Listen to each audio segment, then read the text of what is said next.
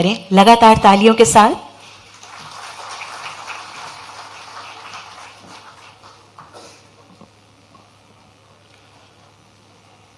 Uttar Pradesh pharma conclave के भव्य एवं गरिमामय उद्घाटन समारोह में मुख्य अतिथि के रूप में उपस्थित उत्तर प्रदेश के लोकप्रिय माननीय मुख्यमंत्री आदरणीय योगी आदित्यनाथ जी, उत्तर प्रदेश के इंडस्ट्री मिनिस्टर आदरणीय नंद गोपाल गुप्ता नंदी जी, उत्तर प्रदेश के एमएसएमई मिनिस्टर आदरणीय राकेश सचान जी, राज्य मंत्री औद्योगिक विकास आदरणीय जसवंत सिंह सैनी जी, सदस्य नीति आयोग भारत सरकार आदरणीय डॉक्टर विनोद पाल जी, माननीय सांसद चेयरमैन रामकी ग्रुप आदरणीय Ayodhya Rami Reddy ji, chairman Torrent group, vice chairman Torrent group आदरणीय Jinal Mehta ji, chairman Mankind pharma आदरणीय रमेश जुनेजा जी, चेयरमैन रेड्डीज लेबोरेटरीज आदरणीय सतीश रेड्डी जी, पद्म भूषण आदरणीय श्री पंकज आर पटेल जी, चेयरमैन जाइडस, पद्मश्री आदरणीय Dilip Sanghvi ji, chairman Sun pharma, आदरणीय अवनीश अवस्थी जी, आदरणीय रोशन जैकब जी, आदरणीय दीपक कुमार जी, आदरणीय जीएन सिंह जी सलाहकार, पूर्व ड्रग कंट्रोलर भारत सरकार, उपस्थित सभी स्टेक होल्डर्स, अधिकारीगण, भाइयों तथा बहनों, बहुत देर से चर्चा चल रही, हमने सभी के विचार सुने हैं।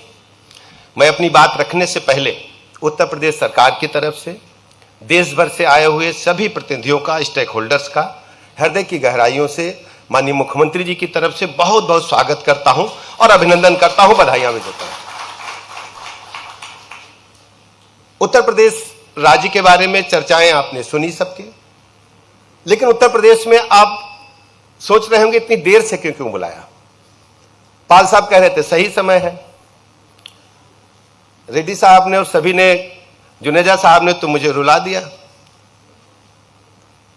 उत्तर प्रदेश में आज जहां हम खड़े हैं ये अपार संभावनाओं वाला राज्य है, और देरी इसलिए हुई जब हमारे घर में कोई मेहमान आता है, पड़ोसी मेहमान आता है तो हम ड्राइंग रूम की धूल साफ करा लेते हैं, कोई दूर से आता है तो ड्राइंग रूम के जो पिलो कवर्स हैं उनको चेंज कराते हैं, फ्लावर पॉट चेंज कराते हैं, और कोई बड़ा मेहमान आता है तो ड्राइंग रूम और बाहर की व्हाइट वॉश करा देते हैं, कोई बहुत बड़ा मेहमान आता है आप जैसा तो ड्राइंग रूम की कुछ दीवारें हटा के बड़ा ड्राइंग रूम करते हैं, सोफा बदलवाते हैं।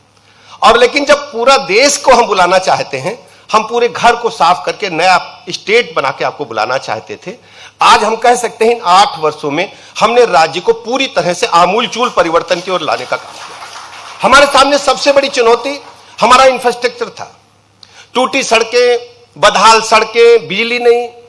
टोरेंट के लोग तो बिजली के लिए काम कर रहे हैं, एक हफ्ता बिजली दिन में आती थी, एक हफ्ता रात में आती थी। यूपी में पूरे दिन बिजली नहीं मिलती थी, बड़े रिश्तेदार आते थे, पूछते थे जीजा फूफा कि बत्ती दिन की है कि रात की। पूछिए, बैठे हैं हमारे टोरेंट के साहब, अब बत्ती लगातार 75 जिलों को हम तय समय सीमा के अनुसार 75 जिलों को हेडक्वार्टर्स को राउंड क्लॉक बिजली दे रहे हैं। बिजली की हमारे पास कोई कमी नहीं है।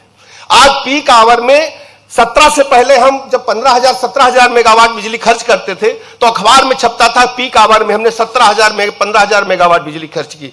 आज हम 30-32,000 मेगावाट बिजली पीक आवर में खर्च कर रहे हैं। बिजली की कोई समस्या नहीं है। 75 जिलों को हमने 4 लेन से जोड़ने का काम किया है, एक्सप्रेसवेज बनाया है, सर्वाधिक एक्सप्रेसवेज हमारे पास है। आप मेरठ से अगर प्रयागराज जाने की सोचते तो 2 दिन लगता था, अब उद्घाटन होने जा रहा, आपको कुछ घंटे में पहुंचाएंगे। और माननीय प्रधानमंत्री जी का अभिनंदन कि उन्होंने इस बजट में उसको हरिद्वार जोड़ दिया। एक गंगा स्नान हरिद्वार में करिए और दूसरा प्रयागराज में संगम पे करिए, कुछ घंटों में करिए, अद्भुत इंफ्रास्ट्रक्चर आपको मिलेगा। रेलवे की गति हमने बढ़ाई है, नई ट्रेनें, वंदे भारत जैसी ट्रेनें दी है। 17 एयरपोर्ट अभी चल रहे, कुछ दिन में 21 एयरपोर्ट हो जाएंगे, और एशिया का सबसे बड़ा एयरपोर्ट जेवर में कुछ दिन के बाद आपको मिलने वाला है। कनेक्टिविटी बेहतर, फिर लाइन ऑर्डर की बात आती है। इसी स्टेट में 17 से पहले क्या हालात थे? बहु बेटी सुरक्षित नहीं थी, प्लाट मकान दुकान कब्जा होता था, कोई उद्योग लगा ले तो चौथ वसूली, गुंडा टैक्स देना पड़ता था। आज उत्तर प्रदेश माफिया विहीन है। माननीय मुख्यमंत्री जी ने जिस ढंग से इस स्टेट को माफिया विहीन किया, पूरे देश में चर्चा। आज उत्तर प्रदेश में ऑर्गेनाइज्ड क्रिमिनल्स नहीं है, संगठित माफिया गिरोह जीरो, या तो जेल में है या अपनी जगह पर है। छुटपुट वैमनस्यता में जो घटनाएं हो रही हैं उनमें हमने कड़ी कार्रवाई की। अपना पराया नहीं देखा, छोटा बड़ा नहीं देखा, गरीब अमीर नहीं देखा।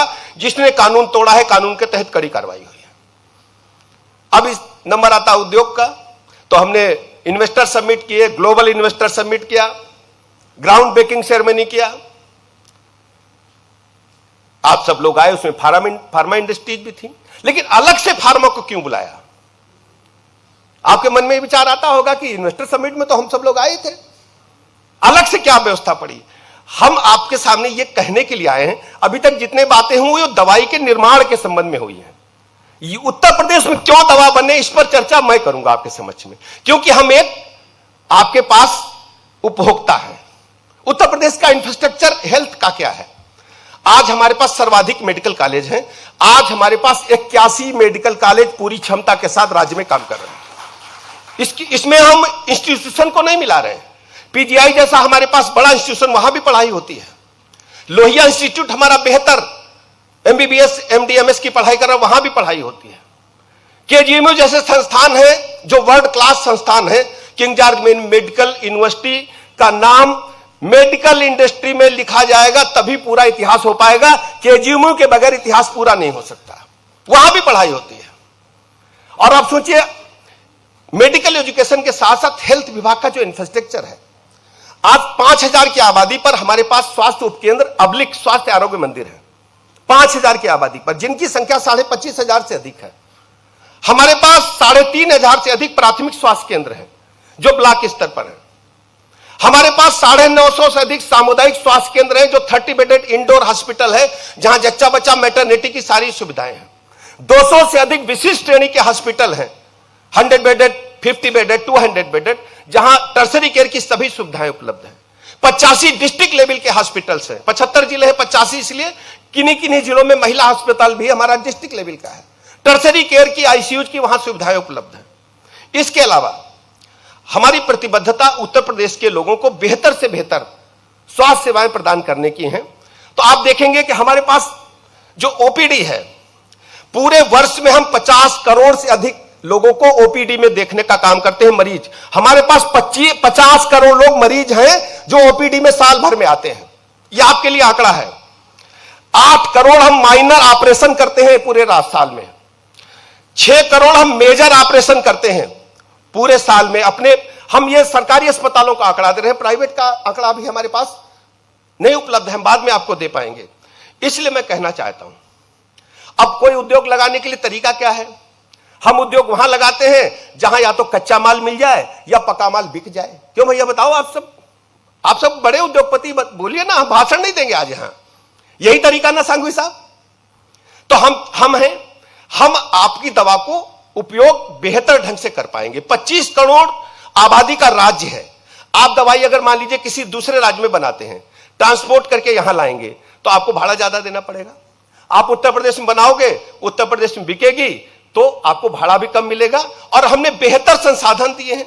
हमारे पास रेल नेटवर्क बेहतर है, रोड नेटवर्क बेहतर है, और हर स्थिति में सबसे बड़ी बात जो सिक्योरिटी है, उत्तर प्रदेश राज्य की सुरक्षा आज पूरे देश में चर्चा का विषय है। यहां किसी भी प्रकार की कोई समस्या नहीं है। और ईज ऑफ डूइंग बिजनेस में हमने बड़ी छलांग लगाई है।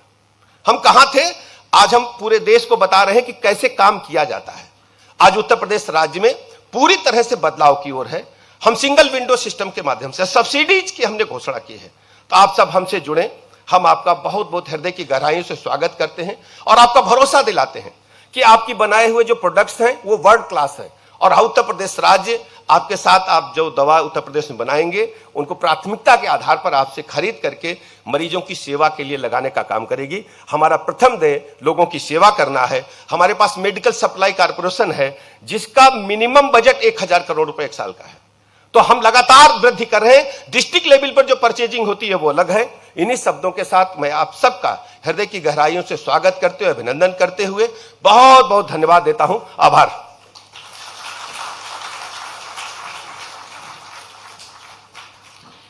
बहुत बहुत धन्यवाद माननीय, आपके ऊर्जा से भरे